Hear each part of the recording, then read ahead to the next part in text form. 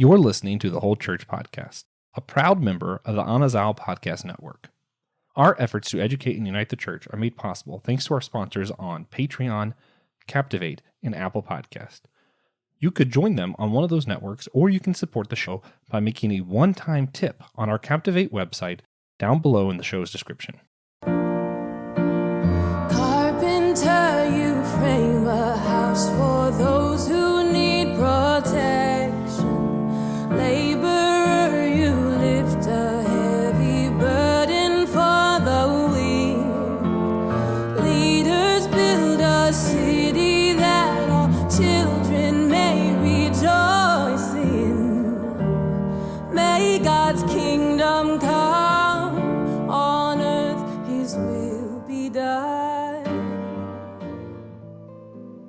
Ephesians 4:25 through 29 in the Christian Standard Bible say, "Therefore, putting away lying, speak the truth, each one to his neighbor, because we are members of one another. Be angry and do not sin. Don't let the sun go down on your anger, and don't give the devil an opportunity. Let the thief no longer steal. Instead, he is to do honest work with his own hands, so that he has something to share with anyone in need. No foul language should come from your mouth, but only what is good for building up someone in need, so that it gives grace to those who hear." In the book of Ephesians, St. Paul is explaining what it means to be the church. And before this pericope, Paul wrote that the church is to work together in all of our different roles. Here, St. Paul insists that the church builds one another up in word, deeds, and ties to our occupational work. In this idea, he ties them together. Josh, how do you think that we, the church, present ourselves in work ties to the idea of building up one another? Yeah, a lot of it I think comes down to pride, which I know is kind of a tricky word because there's a bad pride and a good pride, and what do you mean by that? All the things when you come to like what it means to be the church, gets to like what it means to be saved, gets to like what it means to like that God is part of us, right? And each of us are part of the church, each of us individually. And it's complicated, but the truth of the matter is, if my fellow Christian is going to his work and cussing out all of his teammates and all this stuff, then coming back into the church, well, I'm a part of him. You know what I mean? Like, we're not individually saved. We're in relationship with one another, and that relationship to each other and to Christ defines what it means to be the church. So when we think about like what we do in our workplace, you know, whether you're working with other people and mistreating them, whether you're working by yourself and like you stub a toe and you just cuss out and you're just angry because you're like maybe the Spirit of God just isn't on you. Like, it's one of those things of like, do you have the fruit of the Spirit or do you not? And I feel like how we work reveals our truest self sometimes, because work can be the most frustrating place. And I think that shows us who we really are. And that has everything to do with the church. Yeah, that's what I'm going with. Yeah, it's good stuff. Be close to us, Lord, have mercy on us, Lord, please put your hands on us, day by day.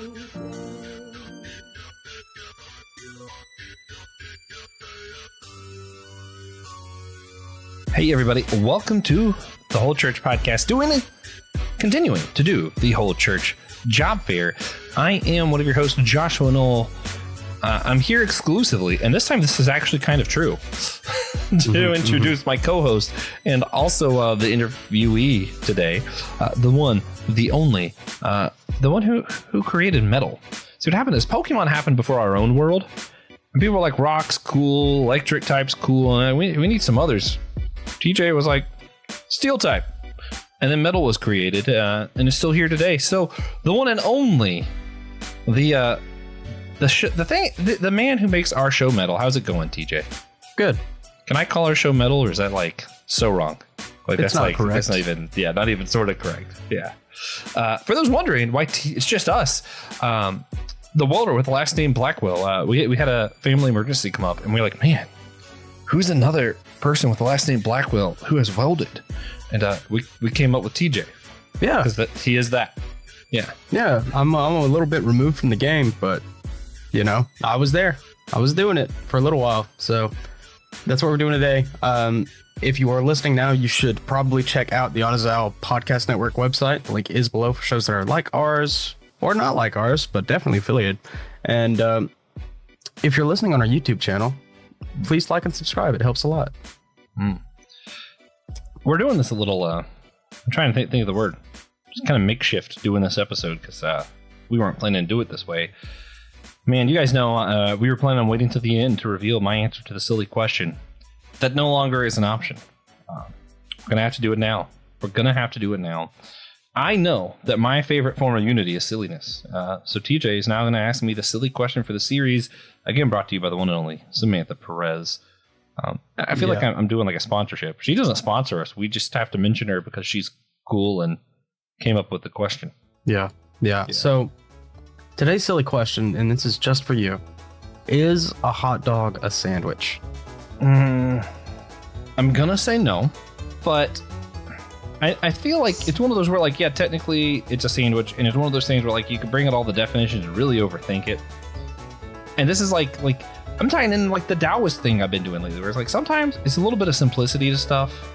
And I think realistically, if I had friends over and they were like, yo, let's grab sandwiches, and I offered them all hot dogs, that's probably not what they meant. So I'm going to go with a no, just based on the colloquial use, you know? So what ways, if any, do you think that this question could be relevant to your life? It reminds me to not overthink things. And I think that's important. That is important. That's a good lesson. Yeah. I made this silly question way too quick, I feel. But, you know, sometimes you just, a little bit of silly does it, you know? Was a spoonful of medicine? Something like that? Yeah. No, spoonful of sugar medicine. helps the medicine. Spoonful of medicine helps the sugar go down. See, that thing never dude. made sense to me. Like, because as a kid, NyQuil's like delicious. That's accurate. But anyway, the reason we're doing this series, guys, is as you may know as listeners, that a lot of our listeners, probably you, are pastors, theologians, other church leaders, people who attend seminary or teach seminary, those kind of things. And we believe our church leaders could benefit from hearing more and learning more from other people in different occupations that are maybe outside of ministry. And that's what we've been doing, just asking people about their day jobs and whether or not some of the stuff we've been arguing about in seminaries and in churches are actually relevant to their lives or not. And TJ's going to go dive into his memory banks to remember what it was like to be a welder and tell us whether or not any of this stuff is relevant. It's going to be fun. First and foremost, though, TJ, our listeners who've never listened to the show before, wildly enough, can you tell them about the church you go to or the faith community that you find yourself in, or like maybe just a little bit about your faith journey in general?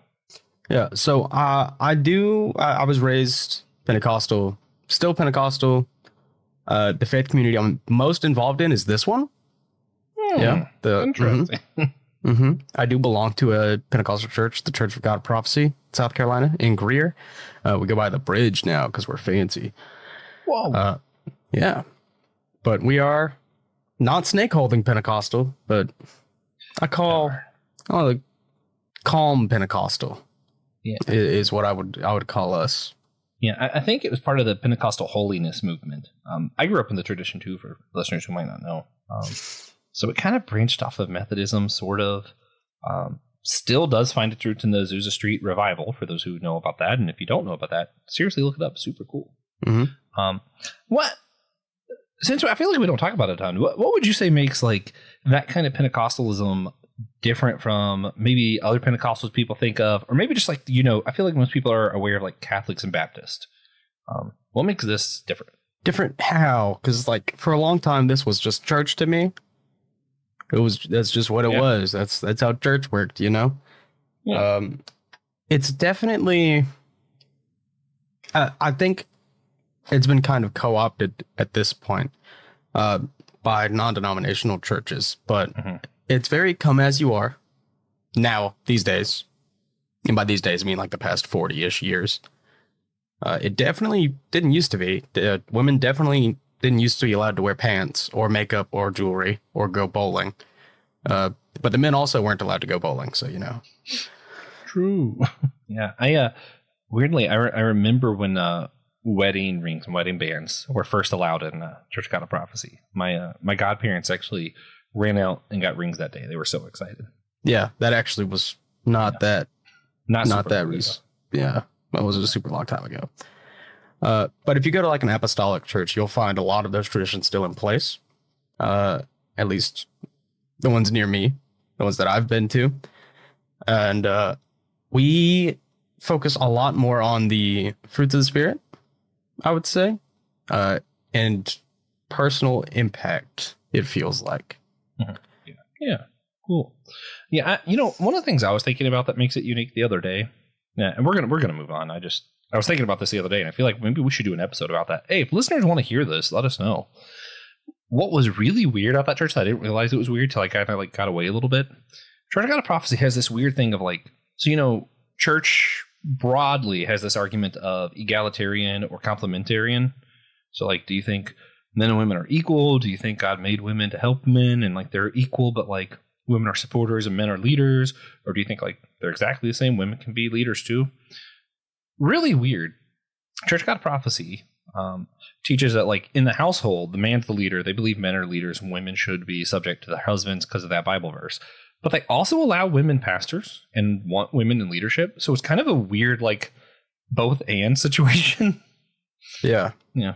Yeah, you ever thought about throw how, it way back? We had we had a couple of Kogot female pastors on super long time ago. If you want to wind the clock all the way back to episode 6 or 7 or 8, one of those. I forgot that was so long ago. It doesn't feel that long ago sometimes. Yeah, 5 years. Yeah, some episodes that were like early on feel like it was like a decade ago, and then some I feel like we just recorded that like last week. But that's just not the case. But anyway, DJ, this is our whole church job fair. Oh. Yeah, I know you're probably shocked, but before getting anything else, if someone's never heard of welding, how would you describe the job of being a welder? And how would you address anyone who might just be like, yo, that's what I want to do with my life?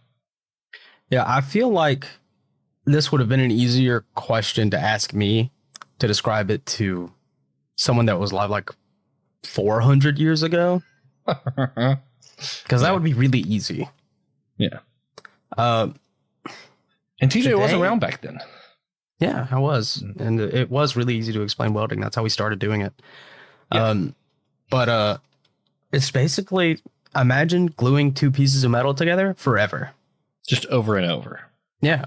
Yeah. Yeah. Imagine seeing two separate pieces of metal and thinking, wow, I want those to be connected forever.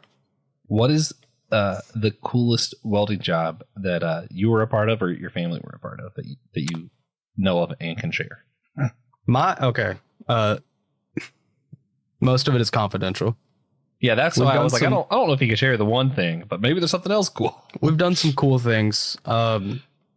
My dad swears that my uncle Nicky, my great uncle Nicky, can weld two aluminum cans together without tearing either one of them up. Which, if you've never done before, if you've never welded before, is insane. That's like, you deserve to get paid several $100s an hour level welding. Yeah, like just thinking of like the physics of it, I'm like, that sounds impossible. But yeah, I feel welding works depending on the type by just melting the spot where the two metals meet in the middle and connecting them, and turning them into one piece of metal. So doing that without tearing through the aluminum, and he says he can do it without like messing up the paint on the can. That's insane. I mean, I believe you might be able to weld the cans together without any warping or anything, but it's got to burn the paint. At least. There's no way. Yeah. Man, that's cool, though. So, since we can't talk about confidential things confidentially, there are a lot of talk, especially these days, of how like the trades, welding, working electric, plumbing, all that kind of stuff, are more worth it than going to college and getting into debt for a computer job or an office job. Like a lot of people our age are like, what if we just did trades? Because this seems like it's better than getting all the college debt. What's kind of your perspective on that, if you had to give a take? Well, the trade-off, you see, is that if you're going into a trade, blue collar, you are working with your body physically until you retire. It destroys people. I've seen it firsthand in my entire family. That's what it does to you. And what really determines if it's worth it is what you want out of your life. Is that a fun way for you to live? Like, that's fine for a lot of people, you know. They don't need to be healthy or able to like squat when they're 45. That's for the plumbers and the electricians. But I don't know some healthy electricians. They don't really. I'm not going to start any trade wars here in our comment section, but yeah, totally. Electricians also work super hard. It just depends if, you know, you are financially aware of what college is going to do to you and you're willing to live with that. And honestly, it's a really good way to build credit, paying off your student loans. But it really depends. I don't think it's worth it. I went to college. So yeah, there's your answer. There's your answer for me personally is I stopped welding. Yeah. On purpose. It wasn't even an accident. Yeah. No, I kind of think of like, that this is really weird. C.S. Lewis, Surprised by Joy. Everyone's so shocked I brought up C.S. Lewis, right? Oh, wow. Surprising. But he talks about how like he went to college and just really, really sucked at it and kind of failed. And it's like the thing he describes, I'm like, that just doesn't exist. Where like he basically ends up finding a man who's like basically does like what a trade mentorship does, but with books. And he just learns that way. Gets his degree, does great. And I'm like, man, if only that existed. That would be so cool. Yeah. Yeah, I do want to add though, the big difference for young folk trades, you start getting your money a lot faster. That's a big part of it for a lot of people. Money's nice. If you were willing, I think honestly the best option is to take classes online or at night to get that degree while you're working blue collar. Work blue collar for a few years, make some decent money, and get a degree at the same time, and then work that cushy job with the degree. But if you just really love welding, like if you take that career center class in high school, which is probably the easiest way to get into it, then stick to it. Does most of your family still like enjoy doing it, or they just do it because that's what they've always done? Or like, what's your take on that? I think it's mixed. Yeah, that makes sense. Yeah. Okay, cool. I don't know that much about welding, so I feel like I haven't actually asked you that much. I mean, I know you melt metals and stick them together. That's pretty much it. That's pretty much all there is to it. Yeah. What, like, are there anything like that maybe like normal people and other, not normal people, like that would be normal in welding that anybody who doesn't do welding is like, yeah, that makes no sense. Like you brought up the two cans thing welding together, and I think literally no one who hasn't done welding has ever thought about how hard that would be to do. And like I'm thinking about it, I'm like, yeah, that's never occurred to me. That sounds crazy.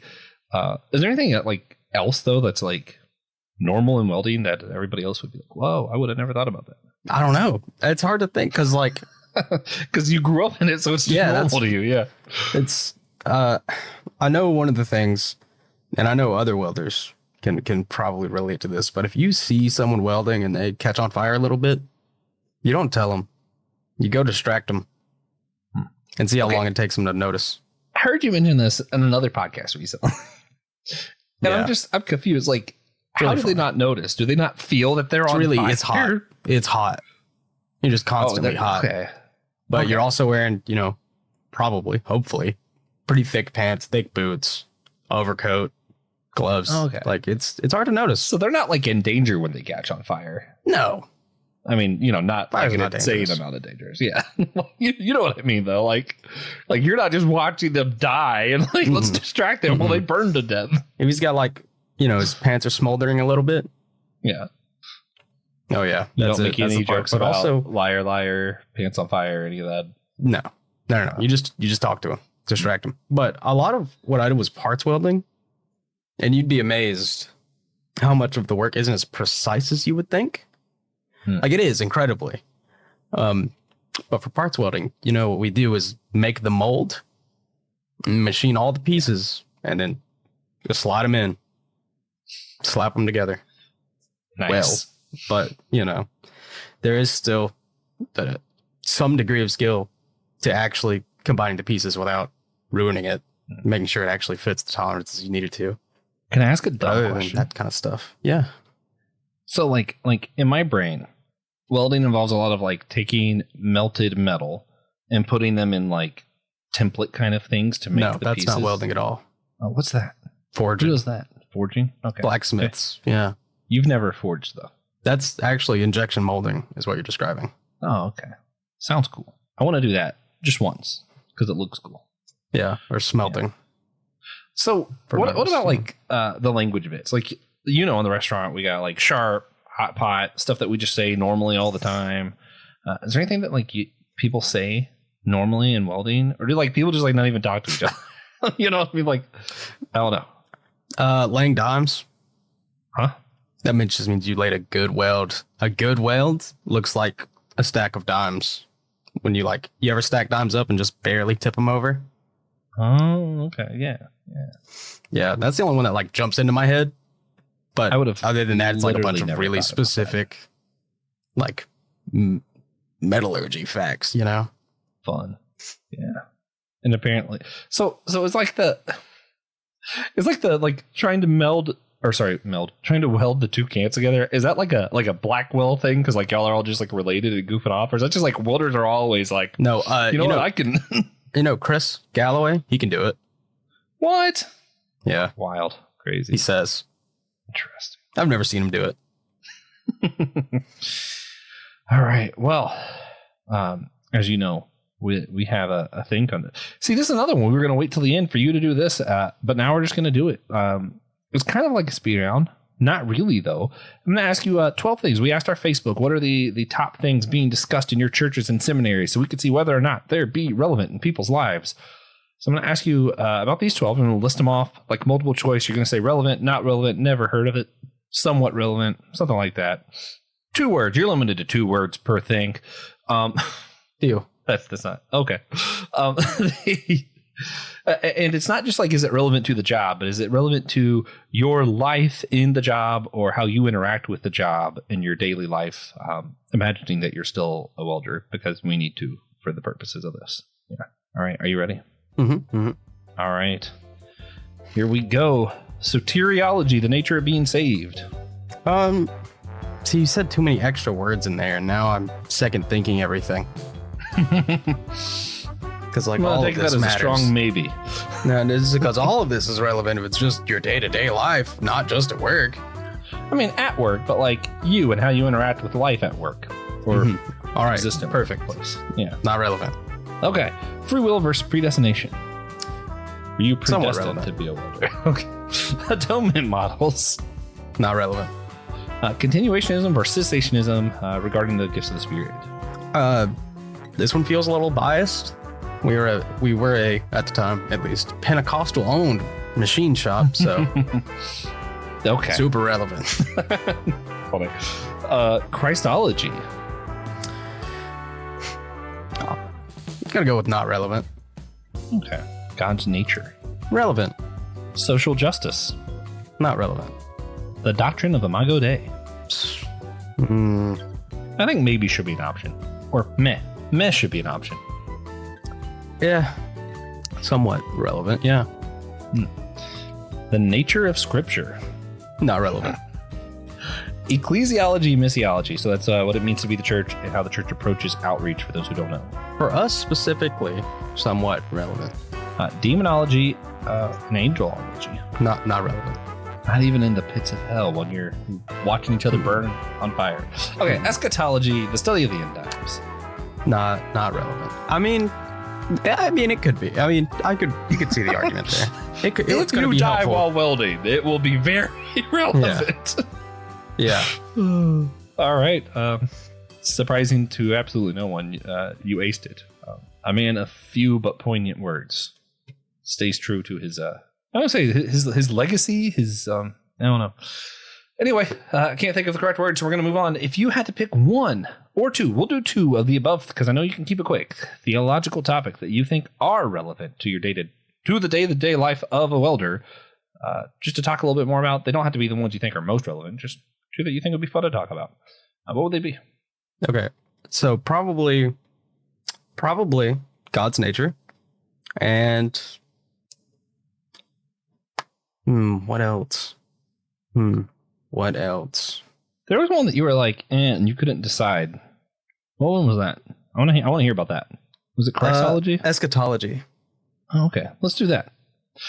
God's nature was the first one you said, right? Yeah, God's nature. Okay. Tell me about why you think that's relevant to the welder. Well, God's nature is just kind of something that you do think about, right?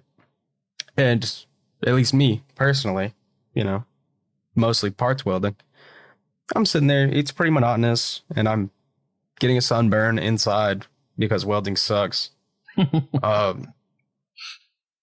sound a little biased. Yeah. Yeah.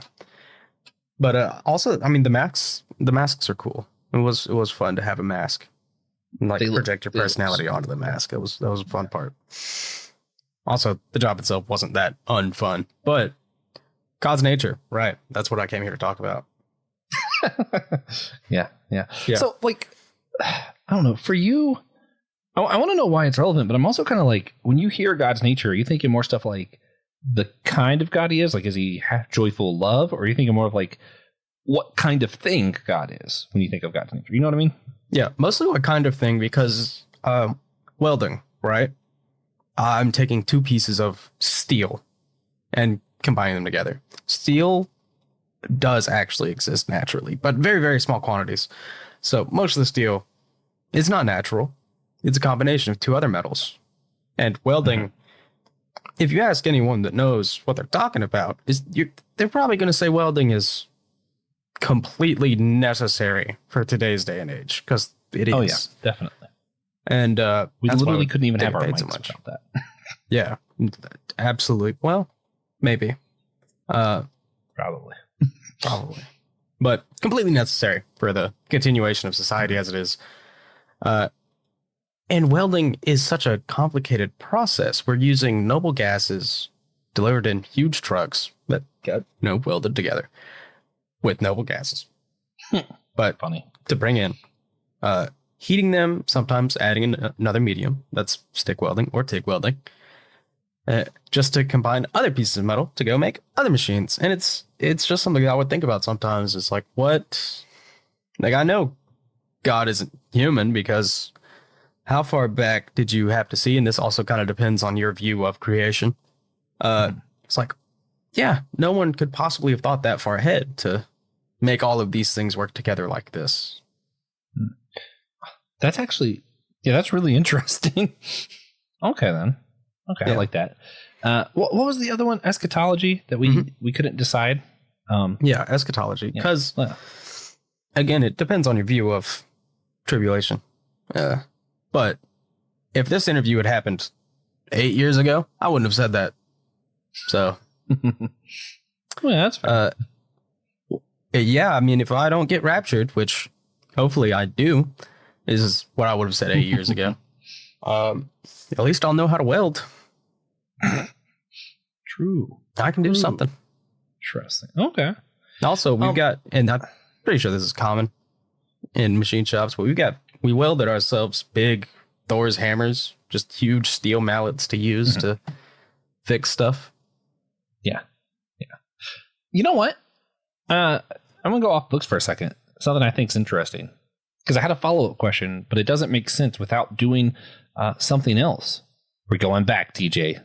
I need you to answer the same things, but as a manager in a restaurant. Isn't that what you're going to do? I already did that, didn't I? Yeah, I did that in the first episode. You were going to do it at the last episode. Oh, right. But I'm stealing it. But you did it already. Relevant. We have the same job. Yeah, but you might not have the same answers as me. Probably not. Soteriology. Relevant. Okay. Free will versus predestination. Somewhat relevant. Atonement models. Not relevant. Continuationism versus cessationism. Relevant. Christology. Somewhat relevant. God's nature. Somewhat relevant. Social justice. Relevant. The doctrine of Imago Dei. Extremely relevant. The nature of Scripture. Somewhat relevant. Ecclesiology and missiology. Extremely relevant. Demonology and angelology. Somewhat relevant. Eschatology. It comes up. Somewhat relevant. Okay. Cool, we got through it. So both of us, from our own answers, it seems like the things that we're talking about in churches and seminaries are more relevant to food industry or like working with people than what you say they are for welding. Why is that? It's all about community. So there's just like no community and like... No, there is, but it's not the same. Could you explain that a little bit? Yeah, so in the morning, when we go into work at 6:30 or 6 or 7, we're doing the same thing we do every other day. And usually with the same couple of people that we did it with every other day. So we're just doing what we do and talking, speaking, getting to know each other. We're talking about what's going on.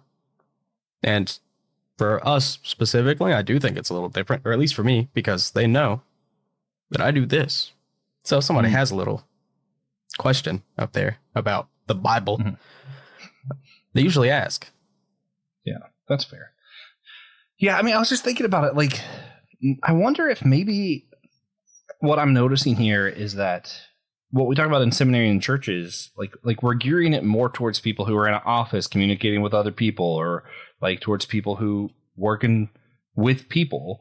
And maybe we're not actually gearing our seminaries and our church lessons towards people who do trade work. Nope. Or, well, there are other trades where I think you interact with people more. And like my specific type of welding was pretty low social. There are other types of welders that do have to interact with more people. Yeah, I mean, it's interesting because I kind of feel it too as someone who's just like naturally introverted, where I'm like, yeah, a lot of like church stuff is just not geared towards me. And I'm like, this is like a more, maybe a more concerning branch of that, of like our church services and stuff are just not geared towards people who do this kind of work. Like a lot of it just isn't relevant to them. Right. Well, that's the message, right? Church is supposed to be the community and for the community. And when people think about the community, they think about being in the community, socializing. Yeah. And they don't think about like the introverts or people who work in more isolated environments who are still part of the community. It still needs stuff for them, right? Stuff that's relevant to their lives. Because they're still a part of your community, even if they're not in community all the time due to their job, or for me, just like my own nature, I guess. I don't know. Interesting. Yeah. Also, quick side tangent. Introverts and people like with my kind of social anxiety despise when the pastor gets up there. He's like, everybody just go shake 3 people's hands and say hallelujah. Or, whatever the thing they decide that day. Despise that. I literally act like I have to go use the restroom immediately. Yeah. That's just good church. Just a sidebar. Yeah. Yeah. Anyway. But, man, I feel like it's more of an overarching thing. Like, I feel like just picking one topic and why it's not relevant seems kind of insufficient. So I'm just going to skip ahead. What would you rather, the church and our pastors and theologians, whatever, what do you think would be better for them to focus on that would help people who are doing this kind of work in welding or more isolated environments? Well, that's hard too, because when I said that's what the church is about, I mean, that's really what it's always been about. Mm-hmm. Yeah. I mean, like, actually always.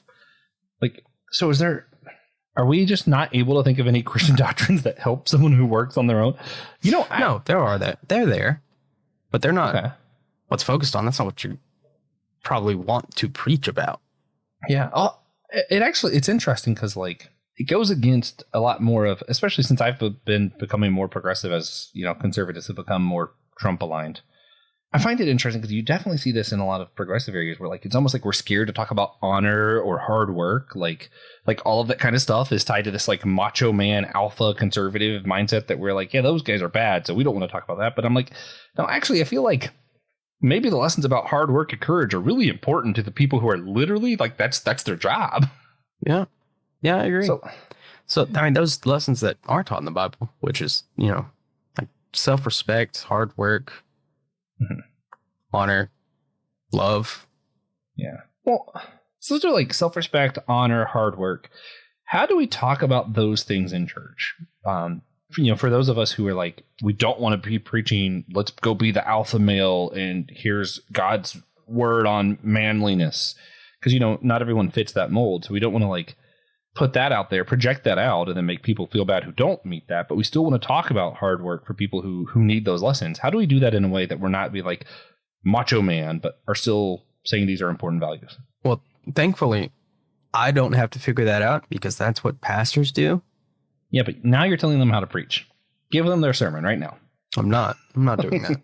But like, unless they support us on Patreon. But like, but what's your natural inclination of like, because I know you've actually read some books about like the kind of feminism that still respects manhood without being that macho man kind of thing. So I know you do have some thoughts on this, but is there a way to like contextualize that in like Christian circles that we're able to use that kind of thought process? I wouldn't know how. Yeah, me neither. Because it's not a lesson I learned at church. All right, Pastor Will, jump on right now and tell us. Right this second. He can technically do that. Yeah, somebody text him. He could just show up. That would be so funny if that happened right now. Yeah, I don't really have an answer either. This conversation that was not scripted has me really convicted that we need to figure that out, though. How to talk about hard work, self-respect without macho man, alpha, this is what every man does. Because it's still important to talk about hard work without isolating and making other people feel neglected who don't fit that. I don't know. That's difficult. We discovered something difficult. Congratulations, everybody. Have fun with that. TJ, all of us see the world through different eyes, right? So I'm just going to ask you, is there anything that you think that welders, or when you were a welder, that you saw that maybe some of our pastors, church leaders, theologians might benefit from seeing for themselves or learning more about? You can also answer that as someone who works in food, or both. I would rather answer as someone who works in food, but I think it'd be helpful for a pastor just be in the space for a little while, like in a machine shop or in the field with a welder.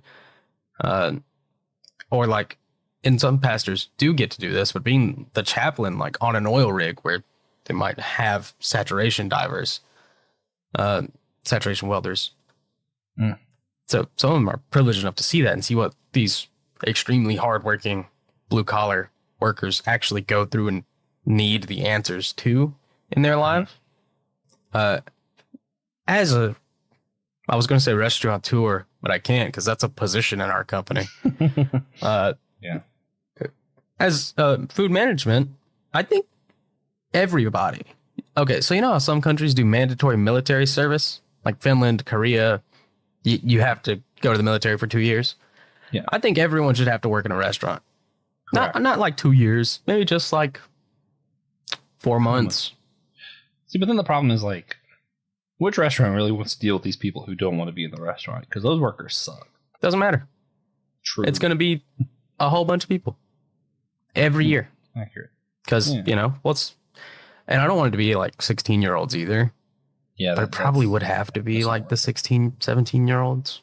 Or like 18 to 20. We start college at 20 now. Yeah. Everybody until they're in food. I agree with that. Yeah. But I don't like that plan in actuality because I don't want to enforce the idea that restaurants and fast food and fast casual food are just for teenagers. Yeah. But I do think everyone should work in a restaurant for at least a little while. Yeah. Yeah. Because if you get a hungry person that's having a bad day and ask them to wait for something, you're going to see the worst side of them. So true. Was there anything, having gone from that kind of work environment in welding, where you were a little bit more isolated, than going to a restaurant where you're with people all the time that like genuinely surprised you? I know you know most things, so probably not. No. No. Yeah. For those who don't know, if you've watched Adventure Time, TJ is the character who has approximate knowledge of all things. Yeah. But man, see, it's hard to keep doing a podcast once like I actually feel convicted about this, where I'm like, I now feel like I have to figure out how we can talk about hard work and all this stuff without getting into the macho manness. And I don't have a good answer, and I hate leaving it at that. But I don't know. I'm gonna have to pray about that one. But TJ, is there any questions that maybe we missed that you think people might want to know about TJ or welding or food, maybe? This one's just for the young folk, but if you're wondering if blue collar workers really do make that much money, the answer is some of them. The real answer is you can, if you're willing to work 80 hours a week. Which is also true in most other jobs, actually. Which is true in most other jobs. They just don't get the chance, usually. Yeah. Blue collar? You're rarely going to get stopped. from working more. Yeah. It's funny because, like, me and TJ are both work for Chipotle. We've been doing the first episode in the series. I was talking to another manager today about how funny I think it is that, like, right now they're cracking down on overtime with everybody. Literally, except for me.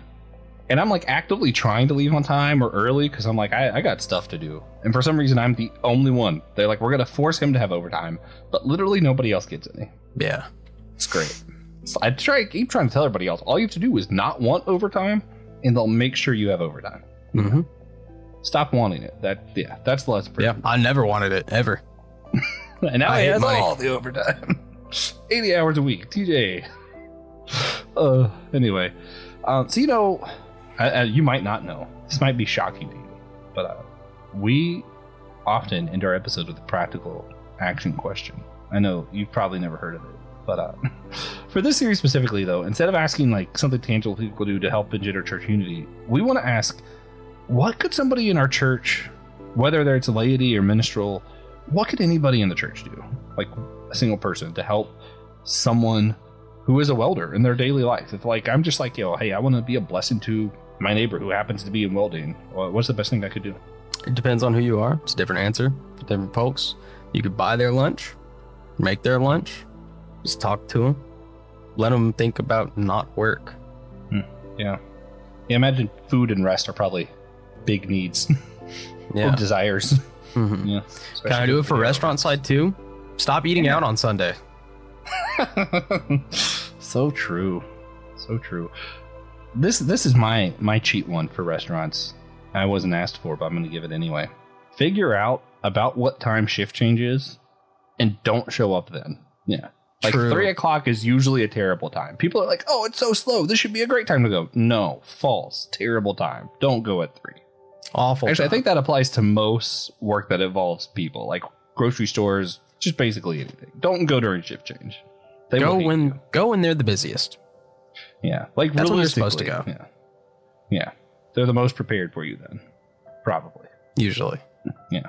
So what would happen? What would be the repercussions of the world if people, like, started being respectful of shift change, not going to restaurants on Sundays, and then making food for our welders? What would you see change in the world? Well, I think actually what would happen is our communities would just naturally grow closer, and I don't mean like restaurants in the church or welders in the church. I mean the community, the people in your community would, you'd start to get closer with one another and just everybody. It would be more like back in the day where, living in a town of 1,000 people and everybody knows each other. And I think that's extremely helpful. Yeah. No, I like that though. I agree. Also, I would be much happier. Me too. You would make some welders and food industry people really happy. Yeah. That's the main thing. Yeah. Awesome. Well, TJ, I'm gonna let you take it over for God moments, I guess. Well, before we wrap up, we do like to ask everyone to share a moment where they saw God recently. What? I'm totally unprepared for that. Yeah. It's kind of a new thing. But yeah, we started like episode 6, 5. Yeah. Well, I've decided that you're always going to go first. What? Me? So, yeah. Do you have a God moment for us today? Yeah. I fantastic God moment. I'm gonna make it short. My 2 best friends came to see me last Saturday. Upon my request, it wasn't a surprise. It was the first time they got to see the house. Both of them did, and I think it's the first time all 3 of us were together in like a couple years or something. Like, yeah, it's been a while. My wedding, probably. So probably like 5 years. So I don't know. It was really cool for me to kind of just be with them, and one of them were asking about like stuff they could bring and how we could like work on the house and stuff, and I was like, no, actually, let's just be. And I don't know, something about not having an agenda and just getting to be together was, I don't know, it was a God moment for me. Reminded me I needed rest. I got rest, and it reminded me that being close to your friends, even physically, is just, it's important, It is important. Yeah, so what's your God? Not that. What? Did you have friends visit you? Yeah, almost.